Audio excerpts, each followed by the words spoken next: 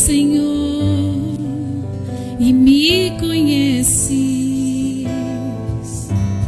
Quebranta o meu coração,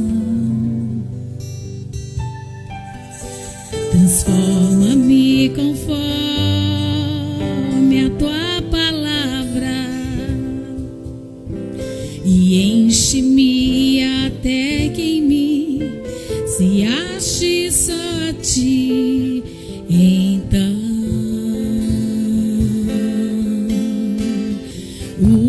usa-me, Senhor,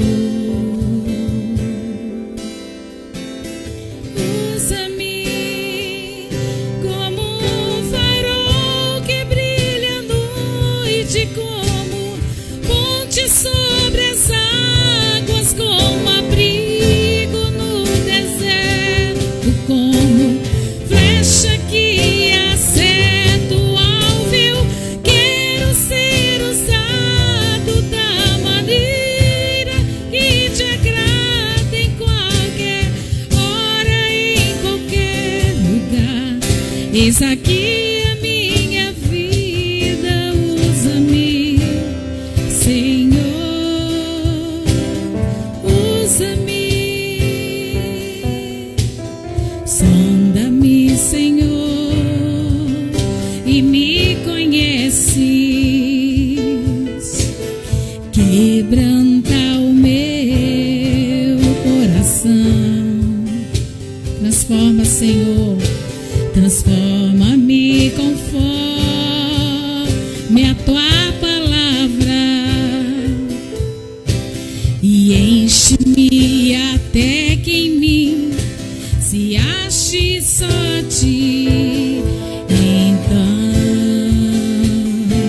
usa-me, Senhor, usa-me, Senhor,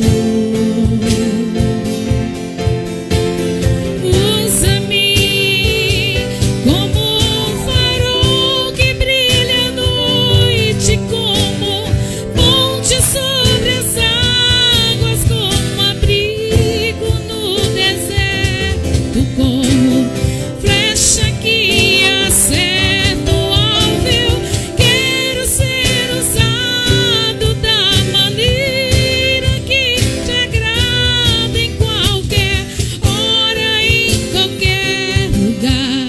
Eis aqui a minha vida, usa-me, Senhor, usa-me. Sonda-me, quebranta-me, transforma-me, enche-me e usa-me. Sonda-me, quebranta-me, transforma-me, enche-me, usa-me, Senhor. Aleluia, Senhor. O Senhor sabe que a tua igreja, Senhor, tem sofrido. E nós temos passado dias muito difíceis, Senhor, nesta terra. Eu peço, Senhor, que essa canção seja como um pedido de socorro ao Senhor, que o Senhor venha nos quebrantar, Senhor. Que nós sejamos sensíveis ao propósito do Senhor nestes dias. Senhor, que nós cantamos, que nós sejamos como aquele farol, que é a única coisa, Senhor, que aquele navio tem. Mesmo, Senhor, em casa, nós podemos fazer a diferença nesta terra, Senhor. Senhor, não importa o que nós estamos passando, Senhor, como na vida pessoal, mas nós podemos ser usados por Ti, independente de qualquer coisa. Tu sabes, Senhor, conhece o coração de cada pessoa, de cada família representada aqui neste lugar. Oh Deus, não deixe, Senhor, que nós venhamos, Senhor, a desistir, a desanimar. Nós declaramos nesse dia que o Senhor é grande, que o Senhor é justo, que o Senhor misericórdia dura para sempre, que não tem limites para o Senhor. Senhor, enche a tua igreja, Senhor. Renove as forças, Senhor, que nós temos que saber que nós temos um Deus poderoso e que em Ti nós somos muito mais que vencedores. Aleluia. Vivemos aflições nesta terra, mas o Senhor venceu. E o Senhor diz que nós venceremos também. Peça, Senhor, que nos use, Senhor, que nos use, Senhor. Aleluia. Nos dê estratégia, resiliência, Senhor, neste momento, em nome de Jesus. Em nome de Jesus. Aleluia. Glória a Deus.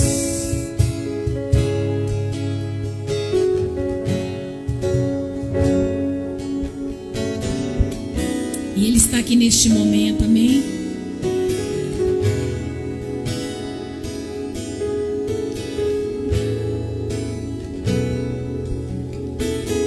Deus está aqui neste momento.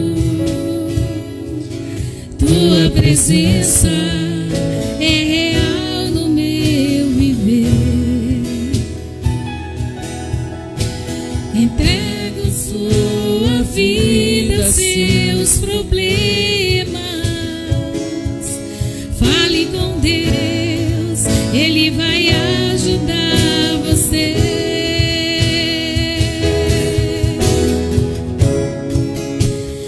Deus te trouxe aqui para aliviar o teu sofrimento.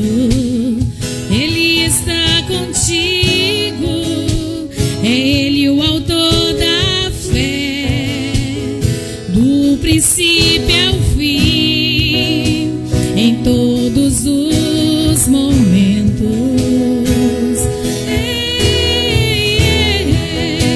E ainda se vier noites traiçoeiras, se a cruz pesada for, Cristo estará contigo. Se o mundo pode até fazer você chorar, mas Deus te quer sorrindo. E ainda se vier noites traiçoeiras, se a cruz pesada for, Cristo estará contigo. O mundo pode até fazer você chorar, mas Deus te quer sorrindo.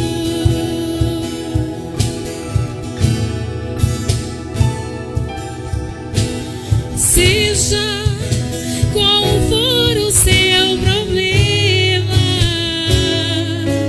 fale com Deus, Ele vai ajudar você. Eu sei que vai. Após a dor vem sempre a alegria, pois Deus é amor e não te deixará sofrer.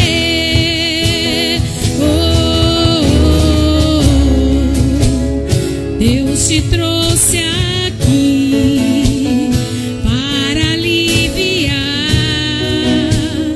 o teu sofrimento. Ele está contigo, é Ele o autor da fé, do princípio ao fim, em todos os momentos.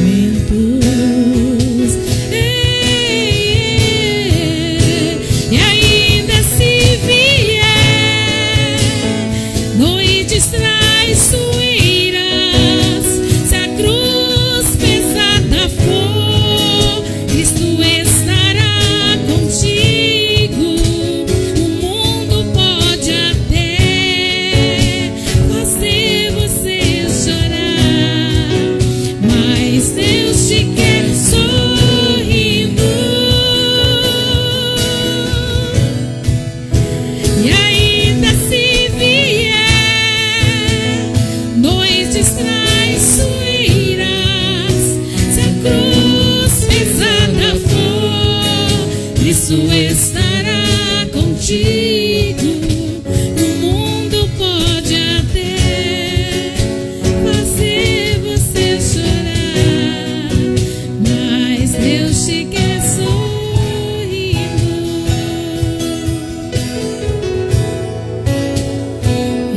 te quer sorrindo.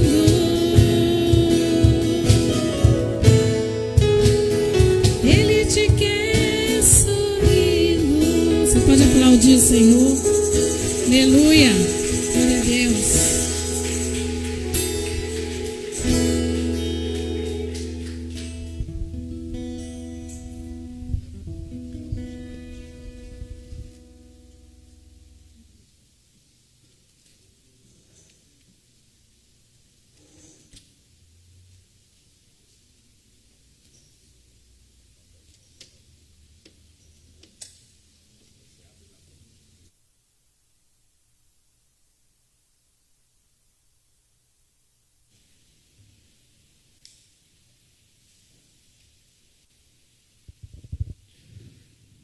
A paz do Senhor, povo santo. A Bíblia diz que nós devemos buscar a santificação, pois sem a qual ninguém verá o Senhor. E como é o que nós mais almejamos, ver o Senhor face a face, então é o que mais devemos buscar, não é verdade? A santificação. Amém?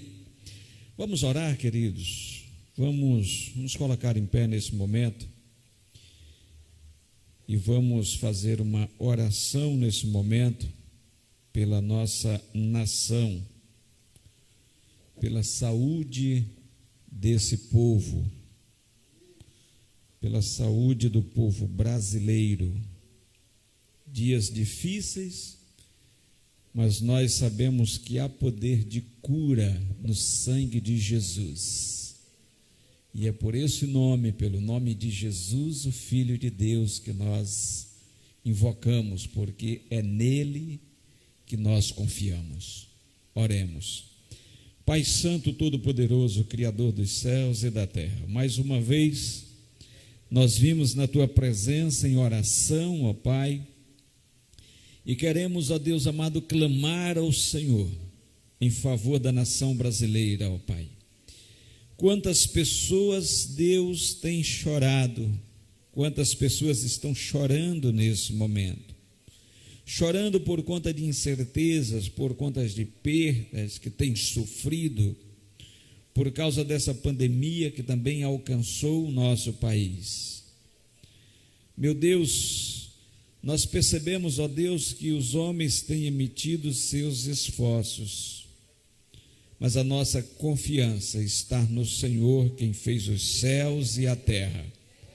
A nossa confiança está, ó Pai amado, no Teu Filho amado Jesus Cristo, que se entregou por nós lá na cruz do Calvário, que derramou todo o seu sangue para que fôssemos curados. Jeová Rafá, tem misericórdia deste povo, ó Pai. Jeová Rafá, que haja temor, ó Pai amado, ao Teu santo nome nesta nação, ó Pai. Jeová Rafá, que essa nação não viva mais a escarnecer do Senhor, mas a reconhecer que só o Senhor é Deus, e contemple os grandes feitos, as maravilhas do Senhor. No nome de Jesus, ó Pai, envia os Teus anjos, ó Pai, envia o Teu Espírito Santo, ó Deus amado, para consolar os corações, ó Deus amado, que estão desesperados nesse momento, para fortalecer o desfalecido, ó Pai. Meu Deus, nós só temos o Senhor. Como disse o salmista, outro bem não temos além de Ti. E nós colocamos, ó Pai, a vida de todos aqueles que estão enfermos em Tuas mãos. Visita, meu Deus, que as pessoas sintam nesse momento um refrigério na sua alma, um refrigério no seu corpo físico, o toque do Senhor, ó Pai. Deus de milagres, nós invocamos o Senhor, porque sabemos que só o Senhor é Deus. Que o Teu nome seja exaltado nesta nação, em nome de Jesus, amém. Glória a Deus. Assentai-vos. Meus irmãos, vocês podem abrir as suas Bíblias no Evangelho de João, no primeiro capítulo, no versículo 29. Hoje celebramos a ressurreição de Cristo, domingo de Páscoa. Nós temos os relatos acerca de Jesus Cristo nos evangelhos, nos 4 evangelhos, Mateus, Marcos, Lucas e João. E esses relatos são rápidos, mas nós podemos notar que os eventos que aconteceram na última semana de Jesus Cristo ocupam um espaço de destaque nos evangelhos. Por exemplo, Mateus e Marcos, nesses 2 livros, os relatos da última semana de Jesus ocupam a 4ª parte desses evangelhos, uma 3ª parte do evangelho de Lucas e a metade do evangelho de João. Relatam a última semana de Jesus Cristo.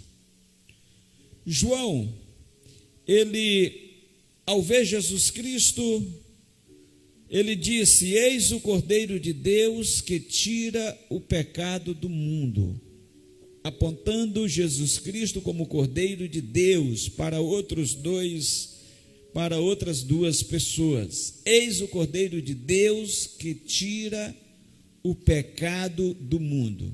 Ele poderia dizer: ali está o meu primo. Não, ele aponta Jesus Cristo como o Cordeiro de Deus que tira o pecado do mundo. No contexto hebraico, essa afirmação de João era perfeitamente entendida, porque o Cordeiro remetia ao evento da instituição da Páscoa lá no Egito, quando Deus vai libertar o povo do Egito. Foi onde pela primeira vez o povo celebrou a Páscoa, matando um cordeiro e comendo pães sem fermentos e também ervas amargas. E aí, depois de celebrar a Páscoa, é que vem a 10ª praga e o povo então é liberto do Egito. Então, os hebreus, eles compreendem perfeitamente o que significa essa expressão de João, o Cordeiro de Deus que tira o pecado do mundo. Na conversa com Nicodemos, Jesus Cristo, ele diz: e de modo, porque Moisés levantou a serpente no deserto, assim importa que o Filho do Homem seja levantado, para que todo o que nele crer tenha a vida eterna. O próprio Jesus Cristo, bem antes do tempo, ele já falou da sua última semana, dos dias em que ele teria que enfrentar a cruz.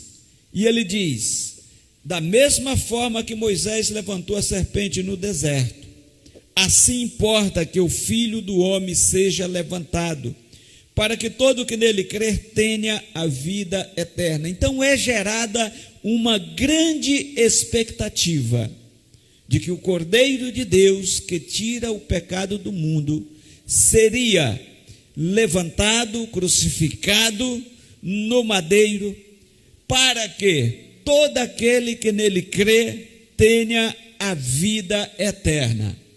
Essa é a grande expectativa, assim como houve uma expectativa no Egito, de que o povo de Israel seria libertado do Egito, agora há uma grande expectativa de que todos os povos, por meio da fé em Cristo Jesus, serão salvos da condenação eterna, viverão em plena liberdade, viverão em esperança de que um dia estarão com o Pai para sempre.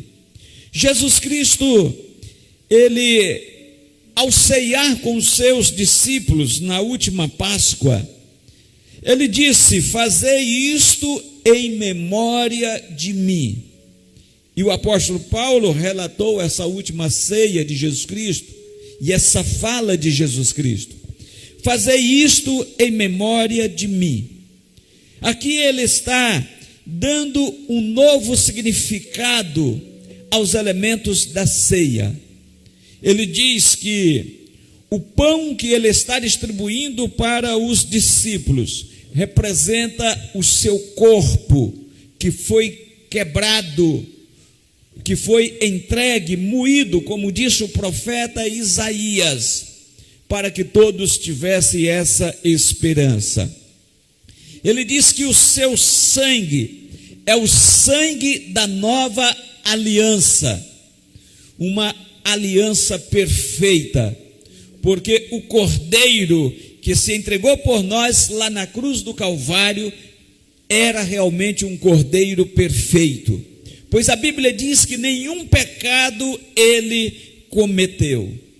E como aconteceu esse sacrifício de Jesus Cristo? Bem, a Bíblia diz que os sacerdotes pediram a morte de Jesus. E por que pediram a morte de Jesus?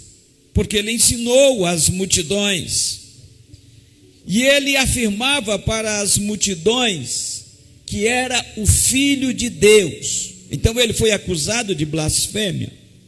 E também porque a multidão dizia: jamais alguém falou como este homem, como relatou João no capítulo 7, no versículo 46. Jesus Cristo, ele havia curado muitas pessoas. Ele ressuscitou Lázaro dentre os mortos, dentre outras ressurreições. Ele multiplicou pães e peixes para alimentar uma multidão. E a Bíblia diz que Jesus Cristo foi entregue para ser crucificado. E enquanto ele estava no caminho da crucificação, no caminho da cruz, a Bíblia diz que as mulheres choravam. E ele olha para as mulheres e diz: não choreis por mim, chorai antes por vós mesmas e por vossos filhos.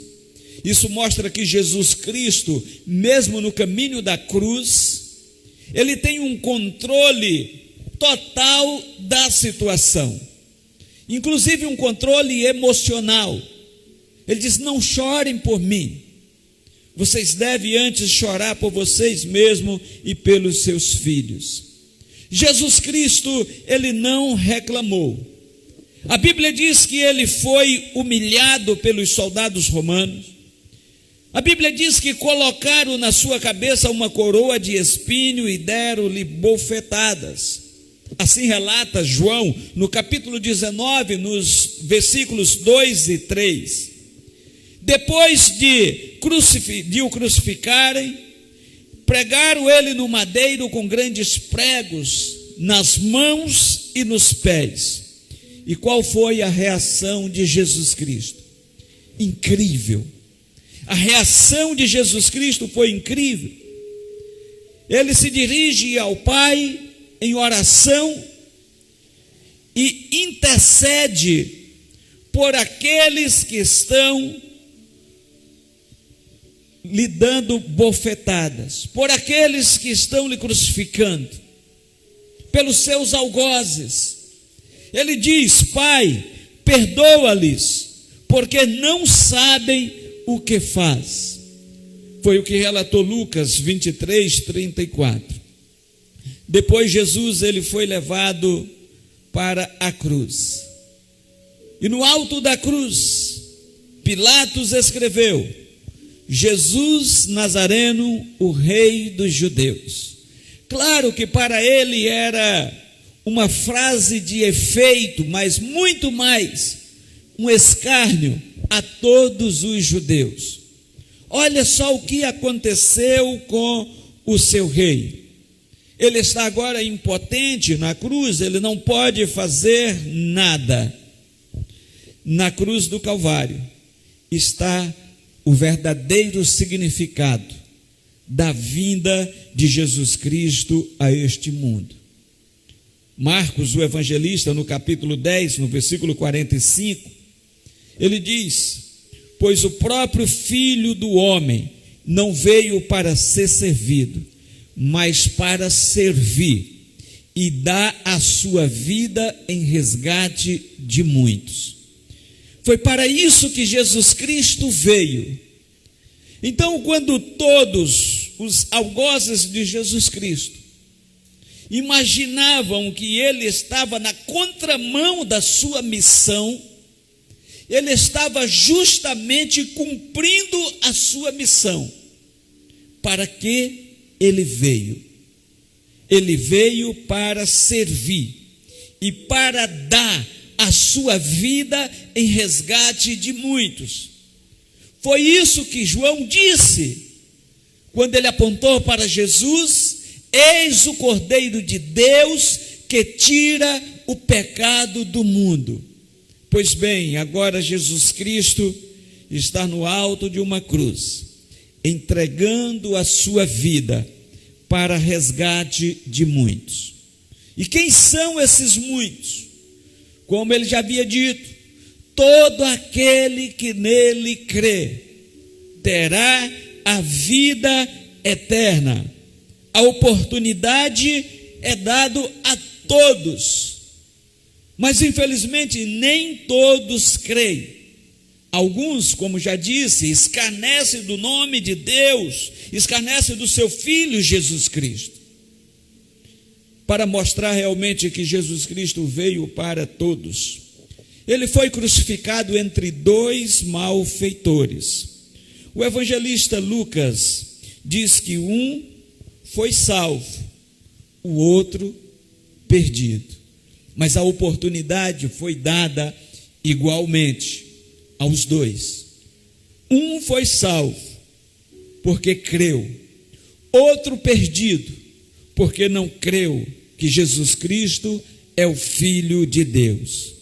A Bíblia diz que Jesus Cristo, ele foi contado com os transgressores. Foi o que relatou o profeta Isaías no capítulo 53, no versículo 12. Então ele estava andando entre os transgressores. O evangelista Mateus, no capítulo 11, no versículo 9, diz que ele relata a fala de que ele era amigo de publicano e pecadores. As pessoas diziam: ele é publicano e pecador, ele é amigo dos publicanos e pecadores. Ele come com essa gente, ele come com os pecadores. Pois bem, Jesus Cristo estava ali dando oportunidade aos pecadores. E a Bíblia diz que todos nós somos pecadores. Aquele que diz que não tem pecado, ele se faz um mentiroso e está enganando-se a si mesmo.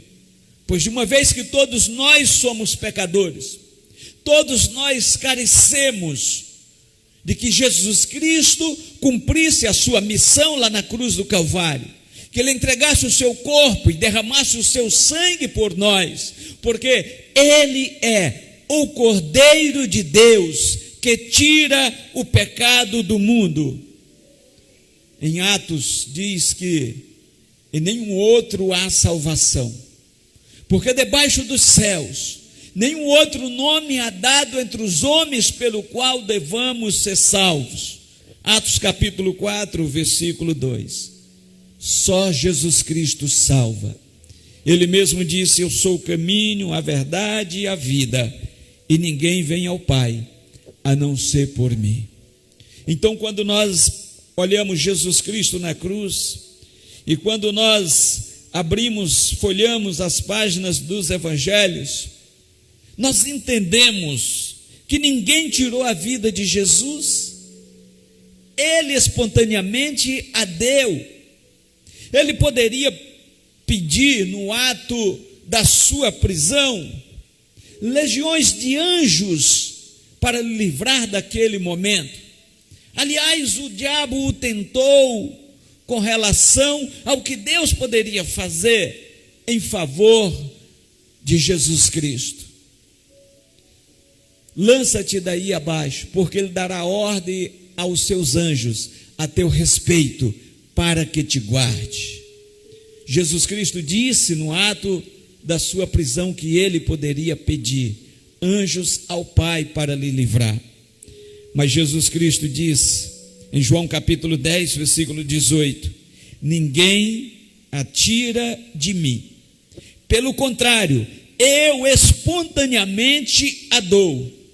Tenho autoridade para dar e também autoridade para depois tornar a retomá-la. Ele estava falando do controle, do domínio que ele sempre teve da sua própria vida. Ninguém tira a minha vida. Eu tenho autoridade para dar, para entregar a minha vida. E também tenho autoridade para depois ressuscitar. Aleluia, glória a Deus. Então o sacrifício de Jesus Cristo foi espontâneo, uma ação espontânea, movido pelo amor que ele tem por todos nós. A Bíblia diz que Deus amou o mundo de tal maneira que deu seu Filho unigênito, para que todo aquele que nele crer não morra, mas tenha a vida eterna. Queridos, qual o significado da morte de Jesus Cristo na cruz? Pedro, na sua primeira carta, no capítulo 2, no versículo 24, ele diz o seguinte: carregando ele mesmo em seu corpo sobre o madeiro os nossos pecados, vivamos para a justiça, por suas chagas fostes sarados. Esse é o significado da morte de Jesus Cristo na cruz. Ele carregou em seu corpo sobre o madeiro os nossos pecados. Por isso que a palavra diz: se confessarmos os nossos pecados, Ele é fiel e justo para nos perdoar os pecados e nos purificar de toda injustiça. Ele se entregou, e quando ele estava se entregando, ele estava levando sobre o seu corpo os nossos pecados. Ele se fez pecador por nós. A Bíblia diz que ele se fez maldito, se fez maldição por nós. Ele não era maldito, ele se fez maldição quando assumiu a nossa culpa, quando pagou o preço que nós deveríamos pagar. Mas a palavra do Senhor diz que Jesus Cristo, depois da cruz, ele foi sepultado, e ao terceiro dia ele ressuscitou dentre os mortos. Aleluia! E a ressurreição de Jesus Cristo, queridos, não se assemelha a nenhuma outra ressurreição. Não se assemelha, por exemplo, à ressurreição de Lázaro, porque Lázaro ele voltou à vida num corpo físico e ele não tinha um domínio total sobre a sua vida mesmo assim. Depois ele veio a envelhecer e morrer novamente. Mas a ressurreição de Jesus Cristo tornou-se as primícias de um novo tipo de vida humana. Uma vida na qual esse corpo será aperfeiçoado, não estando mais sujeito à fraqueza, à morte ou envelhecimento, mas tornando-se capaz de viver eternamente. Aleluia! Por isso que a Bíblia diz que ele é as primícias entre aqueles que dormiram. O primeiro que ressuscitou num corpo aperfeiçoado, e nós seguiremos na ressurreição no último dia, receberemos um corpo glorificado e estaremos para sempre com o Senhor. Aleluia! Olha só o que diz o apóstolo Paulo na carta aos 1 Coríntios, no capítulo 15, versículos 22 a 23. mas de fato Cristo ressuscitou dentre os mortos, sendo ele as primícias entre aqueles que dormiram. Visto que a morte veio por meio de um só homem, também a ressurreição dos mortos veio por meio de um só homem. Pois da mesma forma que em Adão todos morreram, em Cristo todos serão vivificados. Aleluia! Mas cada um por sua vez.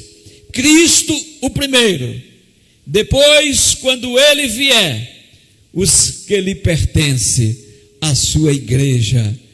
Aleluia! A congregação dos salvos será ressuscitada no último dia, quando Jesus Cristo vier. Essa é a nossa grande expectativa, e nós precisamos crer na ressurreição do último dia. Caso contrário, estaremos anulando o sacrifício de Jesus Cristo. Não em linhas gerais, anulando para nós mesmos, se não crermos, mas ele continuará sendo a salvação para todo aquele que nele crê. Então, queridos, vamos olhar para Jesus e todos os dias agradecer pelo que ele fez por nós lá naquela cruz e aguardar com ardente expectativa a revelação, a vinda de Jesus Cristo para buscar a sua igreja. Amém? Vamos colocar em pé mais uma vez, Igreja Deus Vivo. Quero convocar o Ministério de Louvor mais uma vez, e os irmãos diáconos, irmão Pedro Paulo, Giovanil, irmão Lúcio, irmã Lenilza, que vão ajudar nesse momento a fazer a distribuição da ceia do Senhor.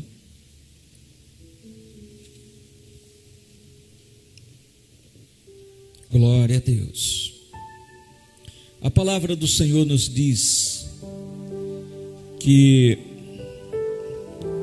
o apóstolo Paulo diz que cada homem deve examinar-se a si mesmo.